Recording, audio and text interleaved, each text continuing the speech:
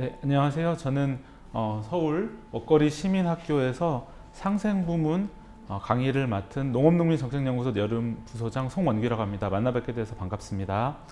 네, 오늘 이야기는 농업과 우리 지역에서 농촌에서 농업 생산과 우리가 식탁에서 마주하고 있는 도시에서의 먹거리를 같이 아울러서 도시와 농촌 그리고 농업과 먹거리가 같이 공생하고 상생하는 그런 사회와 관련한 이야기를 드리려고 합니다.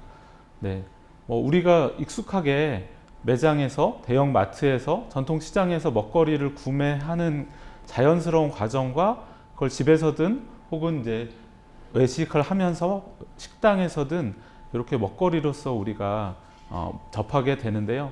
사실 여러분 다 아시겠지만 그 먹거리라는 것은 결국 땅으로부터 우리 농부들이 농사를 지어서 그것이 여러 가지 과정을 거쳐서 우리의 식탁에까지 오게 됩니다.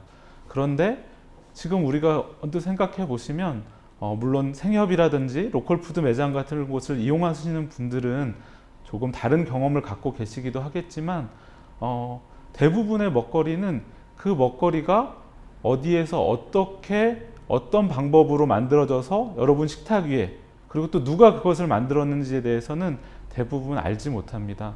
이러한 과정들은 우리가 전통 농경사회하고 비교해 봤을 때 확연하게 달라진 문제라고 할 수 있는데요. 그런 문제들을 우리가 역사적으로나 그리고 지금에 있어서 그것들이 어떤 문제를 가져오고 있는지 그리고 그 서로 분리된 도시와 농촌, 농업과 먹거리 문제를 우리가 좀 더 가깝게 하려고 하면 어떤 부분들을 통해서 어떤 노력을 통해서 그런 것이 가능한지 또 그것과 관련해서 실제로 어떤 노력들을 하는 사례들이 있는지를 살펴보려고 합니다.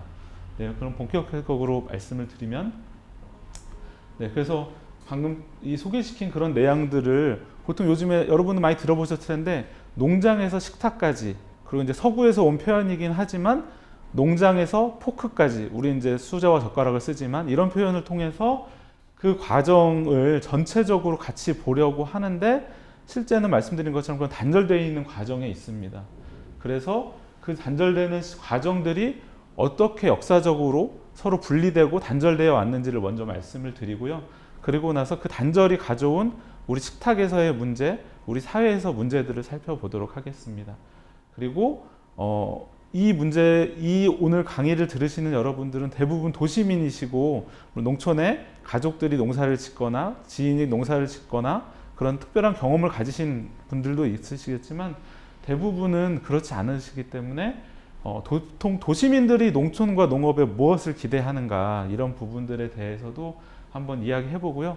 마지막으로 다양한 사례들을 통해서 이런 시도들에 대해 살펴보도록 하겠습니다. 네. 아까 말씀드린 우리가 땅으로부터 먹거리를 생산해서 여러분이 식탁 위에 올려서 먹기까지 그리고 먹은 것 후에 또 나오는 다양한 음식 폐기물들을 버리는 것까지 이 전체의 과정을 보통 먹거리 체계라고 이야기합니다. 이제 이것도 서구에서 일정하게 연구가 가져온 것이기 때문에 푸드 시스템을 이제 먹거리 체계라고 우리말로 표현을 하고 있는데요.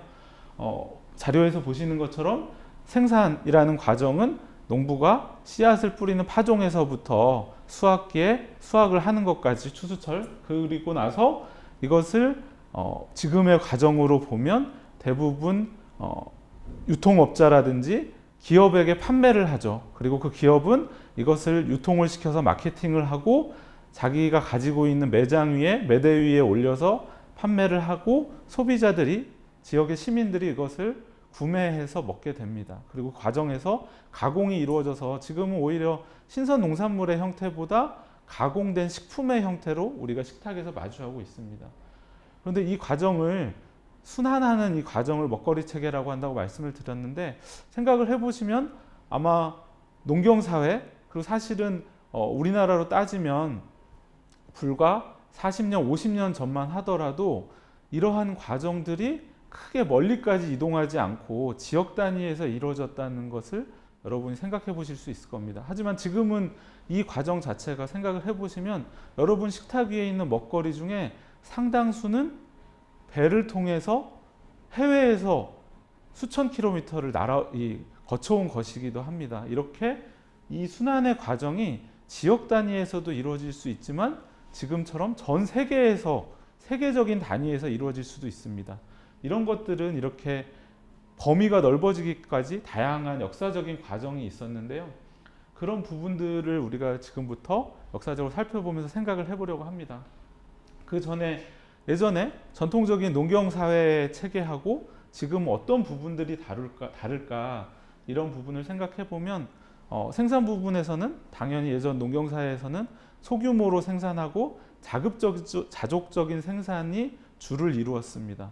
하지만 지금은 대부분의 농부들, 특히 우리나라 같은 경우에는 농촌에 아주 연세가 많으시고 진짜 자급적인 농사를 짓는 분들을 제외하고는 대부분이 농사를 지어서 그걸 시장에 판매를 하고 있죠.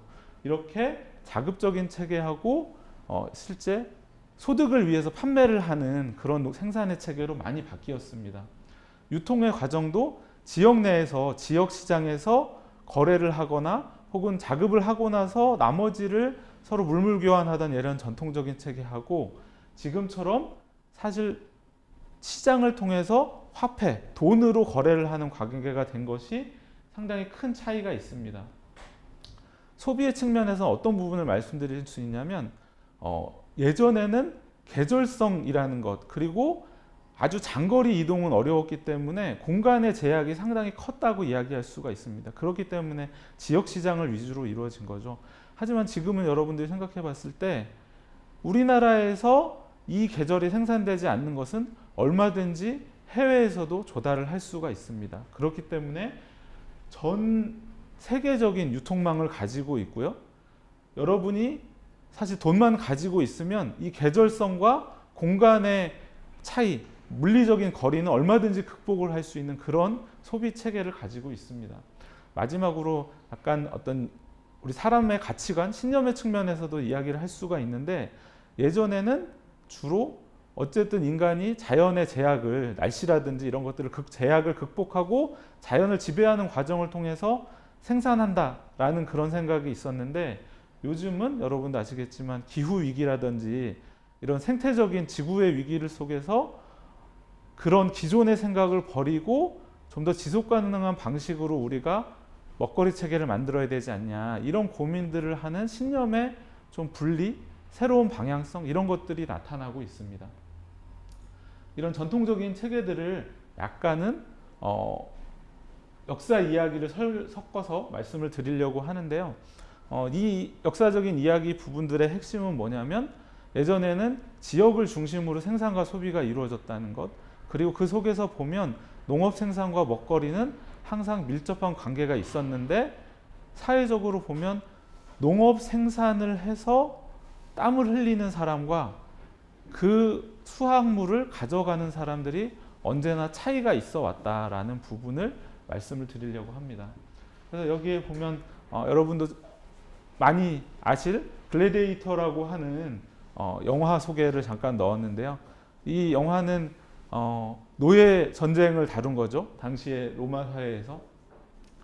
이 노예 전쟁의 배경을 알아보면 사실 영화에서 다룬 것은 전체적인 노예들을 전쟁으로 이끌 수 있었던 검투사 노예들에 대한 이야기였지만 실제 이때 당시에 노예 전쟁의 대다수는 농장에서 노예 노동을 하던 농민들이었습니다. 이 시대에 어떻게 농민들이 노예가 되었는가? 당시에 여러분도 아시겠지만 로마는 제국을 건설하면서 여러 나라들과 전쟁을 하고 그 전쟁을 통해서 정복 전쟁에 승리한 그리고 패배한 나라들로부터 노예를 데려와서 라티푼디움이라고 하는 거대 농장을 만들고 거기에서 노예들을 노동시켜서 농산물을 얻었습니다. 그래서 이 대규모 농장에서 생산되는 먹거리를 가지고 대부분의 귀족들이 편하게 먹고 살고 여러분도 이렇게 하겠지만 배부르지 않기 위해서 맛만 보고 다시 뱉는 그런 식의 생활까지도 영위할 수 있었는데 사실 그 부분은 이 엄청난 땅을 일구는 노예 노동력을 통해서 가능했던 거죠. 어쨌든 이 사회에서도 이 노예 노동과 이 노예 노동으로 생산된 먹거리가 지역에서 소비되면서 농업 생산과 먹거리 체계가 이루어졌었습니다. 그 다음의 시기는 우리가 중세 시기를 보통 이야기를 하는데요. 이런 유명한 표현이 있습니다. 싸우는 사람들, 기도하는 사람들, 그리고 일하는 사람들.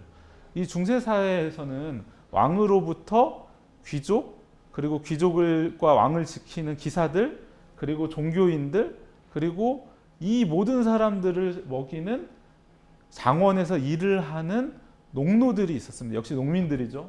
이 농민들이 일주일 7일 중에 5일은 이 영주의 땅에 가서 일을 하고 그 수확물을 영주에게 바치고 또 자기가 얻은 소득의 10분의 1은 교회에게 바치고 이런 과정을 통해서 전체 사회를 농노들이 먹여 살렸습니다. 결국 땅에서 일한 사람들이 그 사회의 먹거리를 책임지는 체계였다는 측면에서 역시 농업과 먹거리가 중요한 지역사회 내에서 관계를 형성을 하고 땀을 흘리는 사람들이 그 사회에 우리가 누릴 수 있는 부들을 만들었던 사회라고 이야기를 할 수가 있습니다. 그러던 것이 어떻게 지역 단위에서 이루어지던 이런 생산과 소비의 체계가 서로 멀어질 수 있었는가, 이런 부분을 연구자들이 역사적인 연구를 많이 했는데 이것을 조금 어려운 용어로서 먹거리 체제라고 하기도 하는데 그 과정을 또 좀 요약해서 말씀을 드리도록 하겠습니다. 이건 아주 여러분도 익숙하게 아는 유명한 이야기인데 영국에서 산업혁명이 이루어지면서 공업이라는 것이 본격적으로 발전을 하고 그리고 이 엄청나게 향상된 생산력을 바탕으로 국제 무역이라든지 이런 것들도 활발하게 벌어지게 되었죠. 물론 그 이전에 콜럼부스가 신대륙을 발견하고 항해술이 발전하면서 인간이 먼 거리를 이동할 수 있게 됐고 이 과정을 통해서 무역이라는 것은 여러분도 익히 아는 실크로드라든지 여러 군데에서 이미 이루어져 왔습니다. 하지만 그러한 무역들은 먹거리라기보다는 아주 귀중품, 귀족들이 사용하는 보석이라든지 이런 류들, 먹거리 중에는 후추와 같은 상하지 않고 기호식품에 해당하는 것들, 그런 데에 한정된 무역이었습니다. 그런데 항해술이 발전하고 또 냉장 기술 같은 것들이 발전하고 이러면서 실제로 먹거리가 장거리를 이동하고 그 이야기는 무엇이냐? 우리나라에서 생산을 안 하고도 먹거리를 우리 국민들에게 전달해 줄 수 있는 그런 사회가 된 것이죠. 그래서 이러한 변화를 처음으로 겪은 영국에서는 산업혁명을 통해서 본격적으로 영국에서 생산한 공산품들이 엄청나게 생산량이 많아지고 이것을 수출을 통해서 영국이 점점 더 부유한 나라가 되면서 영국은 고민에 빠지게 됩니다.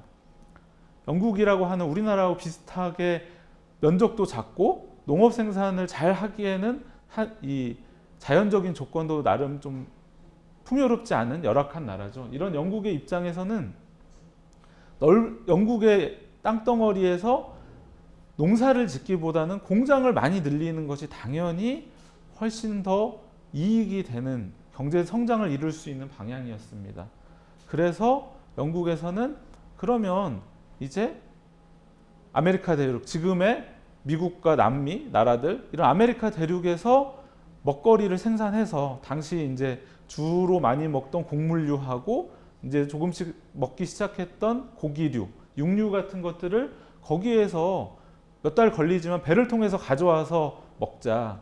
그 이유는 거기서 생산해서 가져오는 것들은 영국에서 생산할 때보다 훨씬 값싼 먹거리로 우리 영국 국민들에게 먹일 수 있기 때문에 그런 방식으로 먹거리를 바꿔보자라는 생각을 한 겁니다. 처음에는 사회의 가장 이 사회를 지휘하는 계층이었던 지주들이 반대를 했겠죠. 왜냐하면 영국에서 농업 생산이 줄어들면 지주의 입장에서는 그 땅을 통해서 얻을 수 있는 소득들이 줄어들기 때문에 지주들은 좀 반대를 했습니다. 그래서 유명한 곡물법 논쟁이라는 걸 통해서 결국은 영국이 자유무역을 하게 됩니다. 그래서 당시의 식민지였던 아메리카 대륙으로부터 곡물과 육류를 가져오면서 영국은 세계의 공장으로서 영국의 공산품을 대부분의 나라에서 이제 비싸게 사서 소비를 하는 그런 구조를 갖게 됐습니다. 이러면서 농업 생산이 굳이 꼭 우리 지역과 국내에서 이루어질 필요는 없다. 그리고 얼마든지 밖에서 가져올 수 있고 우리가 지금도 너무나 당연하게 생각하는 비교 우위라는 걸 통해서 우리나라에서 잘 되는 산업을 발전시키고 나머지는 그 경제 성장을 통해서 얻은 소득을 가지고 먹거리 같은 것은 해외에서 가져올 수 있다. 이런 생각들을 하게 되었습니다.